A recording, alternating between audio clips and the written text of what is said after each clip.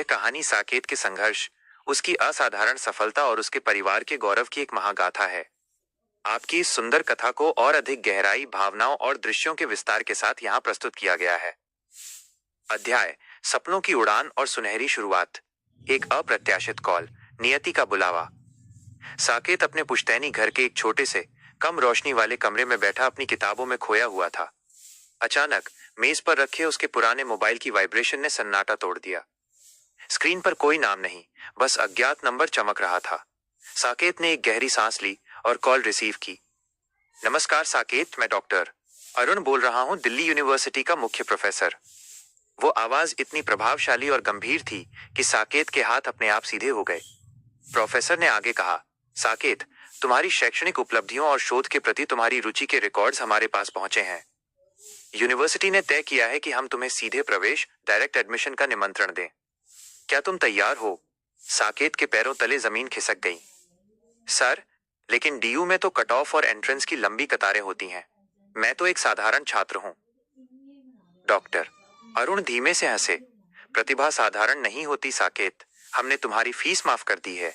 यह एक पूर्ण छात्रवृत्ति, फुल स्कॉलरशिप है। हम चाहते हैं कि तुम हमारे संस्थान का गौरव बनो।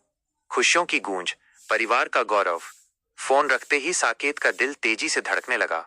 वो कमरे से बाहर भागा, जहां उसके पिता प्रेमजी और माता पिंकी जी शाम की चाय का आनंद ले रहे थे।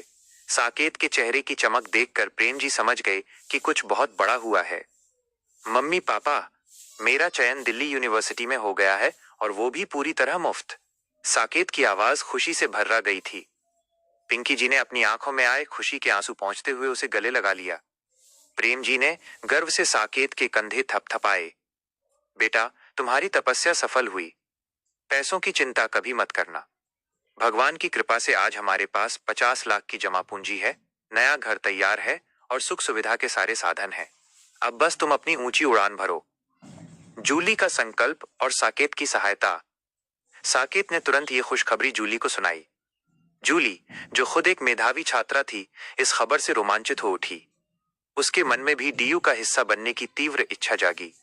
जब उसने अपने पिता प्रसिद्ध व्यवसायी प्रकाश धारीवाल से बात की तो उन्होंने उसकी आंखों में एक नई चमक देखी। अगली सुबह साकेत ने प्रोफेसर अरुण को फोन किया और जूली की प्रतिभा के बारे में बताया। प्रोफेसर ने दोनों को व्यक्तिगत साक्षात्कार, पर्सनल इंटरव्यू के लिए यूनिवर्सिटी बुलाया। दिल्ली यूनिवर्सिटी का भव्य परिसर। अगले दिन साकेत अपनी नई कार में जूली के साथ दिल्ली पहुंचा।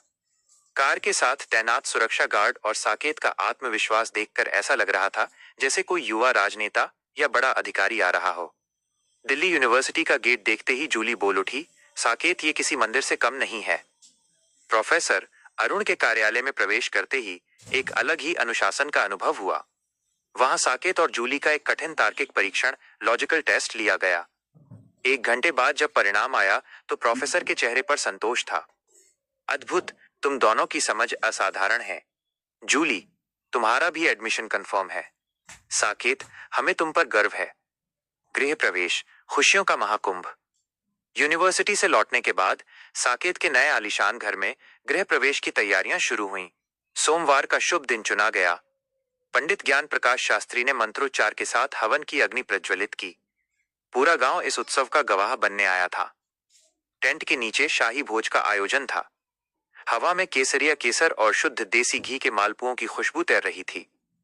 भोज का मेनू, शाही पनीर, दाल बुखारा, कश्मीरी पुलाव और गर्मा गर्म गाजर का हलवा। जब उपहार देने की बारी आई तो प्रकाश धारीवाल आगे बढ़े। उन्होंने साकेत के हाथों में 1 लाख रुपए का चेक थमाते हुए कहा, साकेत, ये उपहार नहीं बल्कि एक निवेश है उस भविष्य में जो तुम इस देश के लिए बनाने वाले हो। एक नया सवेरा। रात के समय जब मेहमान चले गए, साकेत और जूली नए घर की बालकनी में खड़े थे। सामने पूरा गांव रोशनी से नहाया हुआ था। साकेत, ये सब किसी सपने जैसा लगता है, जूली ने धीरे से कहा। साकेत ने मुस्कुराते हुए जवाब दिया, सपने वो नहीं जो हम सोते हुए देखते हैं, सपने वो हैं जो हमें सोने नहीं देते। हमारी असली यात्रा तो अब शुरू हुई है। निष्कर्ष, साकेत की ये कहानी हमें सिखाती है कि यदि इरादे नेक हों और मेहनत में सच्चाई हो तो किस्मत के दरवाजे खुद ब खुद खुल जाते हैं। अगला कदम, क्या आप चाहते हैं कि मैं इस कहानी का अगला भाग लिखूं जिसमें साकेत और जूली के दिल्ली यूनिवर्सिटी के पहले दिन और वहां आने वाली चुनौतियों का वर्णन हो?